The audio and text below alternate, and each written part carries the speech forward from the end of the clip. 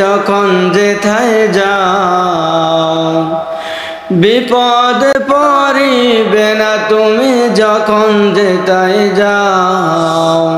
মায়ের দোয়া লও হে মুমিন, মায়ের দোয়া লও, মায়ের দোয়া লও হে মুমিন, মায়ের দোয়া লও। সম্মানিত মুসলমান ভাইরা আমার, আল্লাহ রব্বুল আলামিন বলতেছেন, ও আমার বান্দারা, আমার ইবাদতের পরে তোমরা তোমাদের মা বাবার খেদমত করবা, মা বাবার থেকে দোয়া নিবা। মা বাবা যদি অসন্তুষ্ট হয়, তোমার বাবা যদি অসন্তুষ্ট হয়, তোমার মা যদি তোমার উপর অসন্তুষ্ট হয়, মনে রাখবা আমি রব্বুল আলামিন তোমাদের উপর অসন্তুষ্ট হয়ে যাব। কত বড় কথা আল্লাহ সুবহানাহু ওয়া তাআলা বলেন। আল্লাহ তাআলা বলেন, আমার ইবাদতের পরে তোমরা তোমাদের মা বাবার খেদমত করো। এই জন্য মুসলমান ভাইরা আমার, আমরা সব সময় খেয়াল করব মা বাবা আমাদের কথাবার্তার দ্বারা, আমাদের আচার আচরণের দ্বারা কষ্ট পাচ্ছে কিনা, আমরা সেই দিকে খেয়াল রাখব। আল্লাহ নবী সাহাবী হযরত আলকামা রাদিয়াল্লাহু তাআলা আনহু মৃত্যুর শয্যায় শুয়ে গেলেন।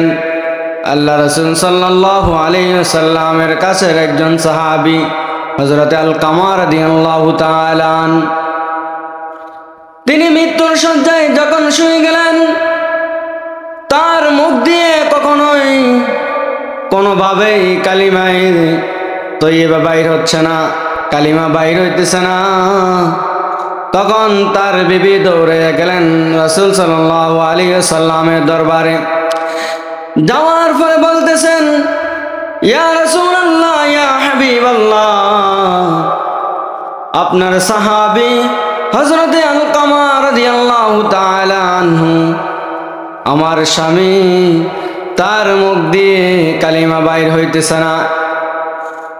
আল্লাহর হাবিব সাল্লাল্লাহু আলাইহি ওয়াসাল্লাম বলেন, কেন, কি কারণ হয়েছে? তার মুখ দিয়ে মৃত্যু যখন চলে আসতেছে, তার মুখ দিয়ে কালিমা বাইর হইতেছে না, তাওহীদের কালিমা বাইর হইতেছে না। আল্লাহ রাসূল সাল্লাল্লাহু আলাইহি ওয়াসাল্লাম 3 জন কিংবা 4 জন সাহাবীকে পাঠালেন, সাথে বেলালকেও পাঠালেন। বেলালকে বলতেছেন, ওগো বেলাল, তুমি যাও আলকামার ঘরের মধ্যে যে দেখো আলকামার কি অবস্থা, আলকামার কেন মুখ দিয়ে কালিমা বাইর হইতেছে না। হযরত বেলাল সঙ্গে সঙ্গে রাসূলের অর্ডার পেয়ে তাড়াতাড়ি করে আলকামা রাদিয়াল্লাহু তাআলা আনহুর ঘরের মধ্যে গেলেন। যাওয়ার পরে সাহাবীরা সবাই মিলে আলকামার মুখ দিয়ে কালিমা বাইর করতে পারতেছে না। আলকামার মুখ দিয়ে কালিমা তাওহীদের কালিমা বাইর হইতেছে না, মৃত্যুর শয্যায় শুয়ে রইলেন। হযরত আলকামা রাদিয়াল্লাহু তাআলা আনহুর মুখ দিয়ে কালিমা নসিব হইতেছে না। সবাই মিলে পরামর্শ করলো, এখন কি করা যায়? তার মুখ দিয়ে যখন কালিমা বাইর হইতেছে না, মৃত্যুর শয্যায় শুয়ে রইলেন। সবাই মিলে পরামর্শ করলেন, বেলাল, তুমি রাসূল সাল্লাল্লাহু আলাইহি ওয়াসাল্লামের দরবারে যাও, যাওয়ার পরে এই সংবাদ তুমি পৌঁছে দাও। হযরত বেলাল রাদিয়াল্লাহু তাআলা আনহু সঙ্গে সঙ্গে দৌড়ে রাসূল সাল্লাল্লাহু আলাইহি ওয়াসাল্লামের দরবারের মধ্যে পৌঁছে গেলেন। যাওয়ার পরে রাসূল সাল্লাল্লাহু আলাইহি ওয়াসাল্লামকে বলতেছেন, ওগো হাবিব, আলকামা রাদিয়াল্লাহু তাআলা আনহুর মুখ দিয়ে কালিমা নসিব হইতেছে না, আমরা অনেকবার চেষ্টা করেছি, কোনোভাবে তার মুখ দিয়ে কালিমা তাওহীদের কালিমা বাইর হইতেছে না। হযরত বেলাল রাদিয়াল্লাহু তাআলা আনহুকে রাসূল সাল্লাল্লাহু আলাইহি ওয়াসাল্লাম জিজ্ঞেস করলেন, ও বেলাল, আলকামার আত্মীয় স্বজন মা বাবা কে বেঁচে আছে নাকি? আলকামার মাতা পিতা এখনো জীবিত আছে নাকি? তুমি একটু খোঁজ খবর নিয়ে দেখো। বেলাল রাদিয়াল্লাহু তাআলা আনহু খবর নিলেন। খবর নেওয়ার পরে দেখলেন তার বৃদ্ধ মা এক ঘরের মধ্যে এখনো বেঁচে আছে। তার মাকে তুমি খবর দাও। খবর দেওয়ার পরে বেলাল রাদিয়াল্লাহু তাআলা আনহু ওই মহিলাকে আলকামার মাকে তার ঘরের মধ্যে গেলেন, যাওয়ার পরে বলতেছেন, ওগো আলকামার মা, আপনাকে রাসূল সাল্লাল্লাহু আলাইহি ওয়াসাল্লাম তার দরবারে যাওয়ার জন্য বলতেছেন, এবং তিনি বললেন আপনি যদি না যাইতে পারেন তাহলে রাসূল সাল্লাল্লাহু আলাইহি ওয়াসাল্লাম আপনার ঘরের মধ্যে আসবেন। এই কথা শোনার সঙ্গে সঙ্গে আলকামা রাদিয়াল্লাহু তাআলা আনহুর মা বললেন, আল্লাহ এবং আল্লাহ রাসূলের কদমে সালাম। আমি সঙ্গে সঙ্গে আলকামার মা এই কথা শোনার পরে আমি আলকামা রাদিয়াল্লাহু তাআলা আনহুর মা হয়ে, বৃদ্ধ মা হয়ে আমি রাসূল সাল্লাল্লাহু আলাইহি ওয়াসাল্লামের দরবারে গেলাম।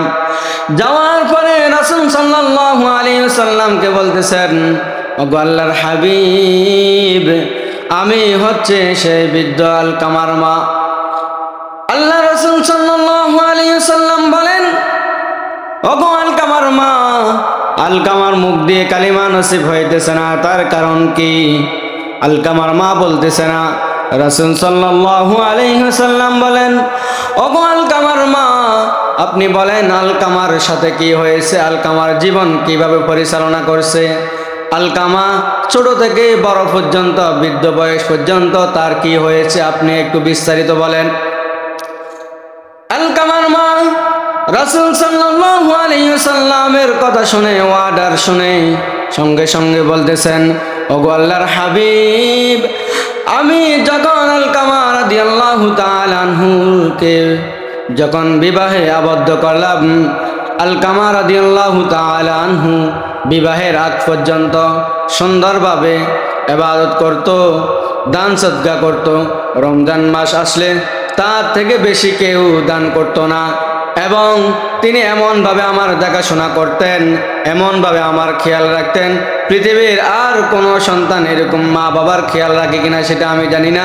তবে আলকামার মধ্যে আমি যখন এই গুণটা পেয়েছিলাম, তখন আলকামার জন্য আমি দোয়া করেছিলাম। হযরতে আলকামা রাদিয়াল্লাহু তাআলা আনহুকে যখন বিবাহ আবদ্ধ করলাম, তখন আলকামা ধীরে ধীরে বউয়ের কথা শুনতে শুনতে আমার দিকে তার মধ্যে ফাটল তৈরি হয়ে গেল। আলকামা আমার সাথে আগের মতো আর কথা বলে না, আগের মতো আমাকে আর মা ডাকে না, আগের মতো আমাকে যত্ন করে না। কিন্তু একদিন হঠাৎ আলকামা আমাকে এমন জোরে আঘাত করলো তার বউয়ের কথা শুনে। কিন্তু আমি তখন থেকে আলকামার উপর আমি মনে কষ্ট নিলাম, আলকামাকে আমি বদদুয়া দিলাম, ওগো আল্লাহর হাবিব, আপনি যদি তাও বলেন আমি তাকে ক্ষমা করে দেব, কিন্তু আমি আলকামা মা হয়ে, বৃদ্ধ মা হয়ে আলকামা আমার সাথে এত বড় বেয়াদবি করেছে, আমি আলকামাকে কখনোই ক্ষমা করব না। আল্লাহর হাবিব সাল্লাল্লাহু আলাইহি ওয়াসাল্লাম হযরতে বেলাল রাদিয়াল্লাহু তাআলা আনহুকে বললেন, ওগো বেলাল, যাও শুকনা লাকড়ি নিয়ে আসো, আমি আলকামাকে জাহান্নামের মধ্যে যখন জ্বলবে, মা বাবার অবাধ্য সন্তান জাহান্নামের মধ্যে জ্বলবে, কিন্তু এই জাহান্নামে জ্বলার আগে আমি রাসূল সাল্লাল্লাহু আলাইহি ওয়াসাল্লাম আলকামাকে দুনিয়ার মধ্যে আগুন দিয়ে পুড়ে ফেলবো। এই কথা শোনার সঙ্গে সঙ্গে আলকামার মা হাউ মাউ করে কান্নাকাটি শুরু করে দিলেন। যখন আলকামাকে পুড়ে ফেলবে সেই কথা শোনার পরে হযরতে আলকামার মা রাদিয়াল্লাহু তাআলা আনহু তখন রাসূল সাল্লাল্লাহু আলাইহি ওয়াসাল্লামকে বললেন, ওগো আল্লাহর হাবিব, আমি আলকামাকে আমার অন্তর থেকে মাফ করে দিলাম। উপস্থিত যারা আছে সবাইকে সাক্ষী রেখে, আল্লাহ এবং আল্লাহ রাসূলকে সাক্ষী রেখে আমি আলকামার মা হিসাবে আমি আলকামাকে ক্ষমা করে দিলাম। বলেন সুবহানাল্লাহ। মা যদি কোনো সন্তানের উপর যদি নারাজ হয়, তখন আল্লাহ সুবহানাহু ওয়া তাআলা নারাজ হয়ে যাবেন। বাবা যদি কোনো সন্তানের উপর নারাজ হয়ে যায়, তখন আল্লাহ তাআলা ওই সন্তানের উপর, ওই বান্দার উপর নারাজ হয়ে যাবেন। সুতরাং মা বাবার সাথে কোনোভাবেই বেয়াদবি করা যাবে না, মা বাবার সাথে সুন্দর আচরণ করতে হবে।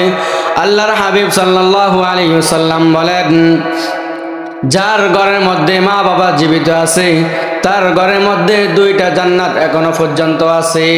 বলেন সুবহানাল্লাহ। এই জন্য আমরা বেশি বেশি করে মা বাবাকে খেদমত করব, মা বাবার খেদমত করব।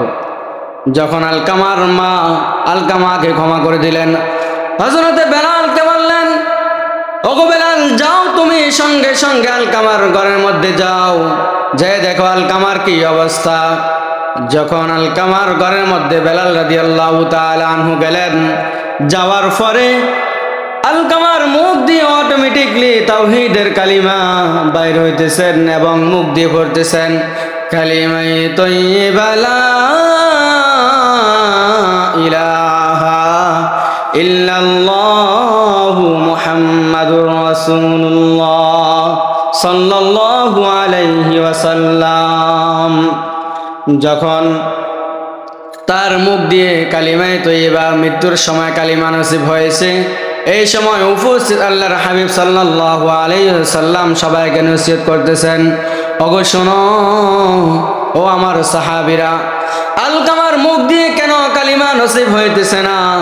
তার উপরে তার মা বিন্দু পরিমাণ মনে কষ্ট ছিল, তার উপর বদদুয়া দিয়েছিল, এই কারণে আলকামার মুখ দিয়ে তাওহীদের কালিমা নসিব হইতেছে না।